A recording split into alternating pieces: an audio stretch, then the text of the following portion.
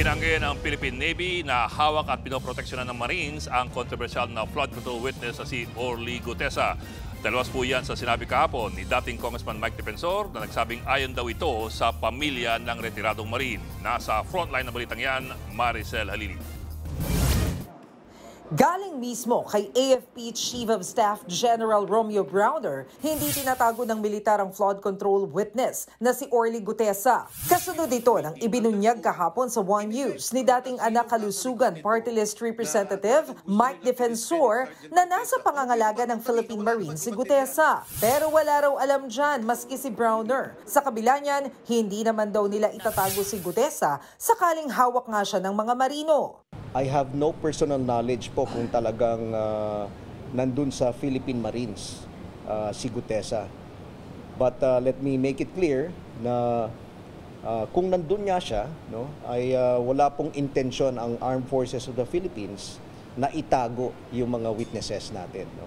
In fact, tutulungan pa ho namin yung korte or kung anumang mga ahensya or bodies, investigating bodies na i-produce yung mga witnesses natin, no, para makatulong po sa ating investigation, lalong-lalo na po laban sa korupsyon.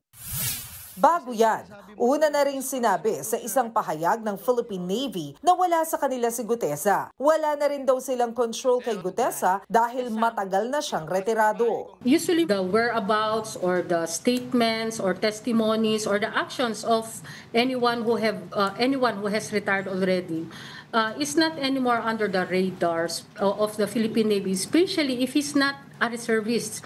I would like to highlight that Mr. Gutesa is not a reservist because when he retired in June 2020, the law was not applicable to him. Maski nga si Senador Ping Lacson, sinabi na wala sa kustudiya ng Marine si Gutesa. Ayon daw yan sa isang Marine Commandant. Tanong pa ni Lacson, hanggang saan pa aabot ang mga panluloko? Wala pa namang sagot siyan si Defensor. Si Gutesa ang ipinakilalang witness ni Senator Rodante Marcoleta sa pagdinig ng Blue Ribbon Committee noong Setyembre sa maanumalyang flood control project. Siya ang nagsabing nag-deliver siya ng mali-maletang pera kina dating Congressman Zaldico at dating House Speaker Martin Romualdez. Pero itinanggi na nila yan pareho. Napag-alaman din ng Manila Regional Trial Court na pineke ang pirma ng abogado sa sworn statement ni Gutesa na binasa sa Senate inquiry. Ayon ito mismo sa abogadong nakapangalan sa pinanotaryo umanong affidavit ni Attorney Pechi Rose Espera. Dahil dito, ilang mambabatas na ang nanawagang imbestigahan ng Department of Justice si Gutesa. Nagbabalita mula sa Frontline, Maricel Halili, News 5.